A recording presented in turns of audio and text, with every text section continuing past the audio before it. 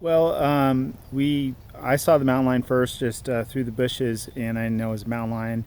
I saw its body just obscured by bushes, and then I saw the tail, and I knew instantly it was a mountain lion. I told Brian, and he didn't believe me. He thought it was a bobcat or something. So he got his camera out, and we were hoping it had left. I mean, I felt very scared right at that point, just having caught a glimpse of it. And we come around the corner, and we see in the trail, which just makes it okay, this is more present danger. And then it went around the corner, and we're just hoping it's gone and left so we can hike through. It's been a long day. And we come around the corner and we don't see anything in the trail, which is a good sign, right? And then we look up. I mean, it very stealthily climbed up on that rock without even us hearing it. And it was very still. And we were probably within 10 feet eye to eye contact staring down this mountain line.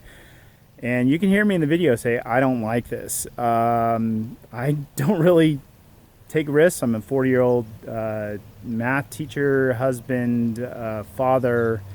I'm not planning on trying to put myself in dangerous situations.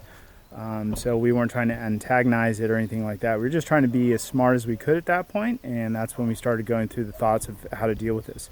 I think we knew what to do. In the video, it sounds like we don't, because we're just telling each other asking what to do, and I say I don't know, but then I start answering it. We're just kind of retrieving the files in our head, and we both anticipated possibly encountering mountain lions even in our everyday lives. We trail run on the Central Coast of California where they live, and we know that might be a possibility. So we made lots of noise. We made ourselves big.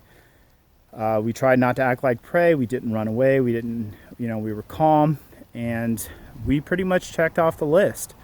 But to our surprise, it had no effect. So we kind of ran out of options, and it was laying in the trail after that, just looking at us very calmly, relaxed. Didn't seem aggressive, didn't seem defensive. And eventually we decided that we were not getting by it, and so that we needed to back away even more. And once we got out of view, we hiked back 2 miles, and it was kind of adrenaline was going the whole time, terrified during the encounter itself, and feeling like I want to get away from this as we're hiking away, but still 2 miles doesn't seem very far for a mountain lion. And we set up camp, and we, I think, had a quick dinner. It was getting late, we were tired, and we went to bed. But I think we probably watched the video a few more times in the tent, and we were exhausted, but I don't think I slept at all that night. I think I was just replaying those scenes in my head, and I couldn't get sleep. I got up early the next morning after it started getting light, and I just gave up getting sleep. And we hiked back through the area again the next morning, and we convinced ourselves, like, we're not going to see it again. Like, this is such a rare occurrence at all that we would ever see one in the first place, the time we did. And we just but still, when we rounded that corner again, your stomach drops.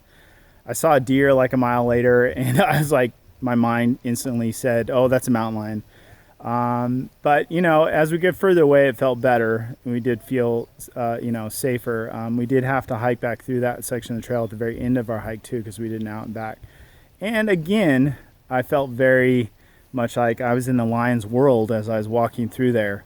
And I think we were both very much more observant the whole time. But I think we handled it well, and we did the things that we had read about before. And, we were trying to be prepared for all the dangers that we might encounter on this hike beforehand. We hadn't really studied up mountain lions recently because, we talked to rangers, and they said, we've never seen one in like 20 years. We know they live out here, but they're elusive.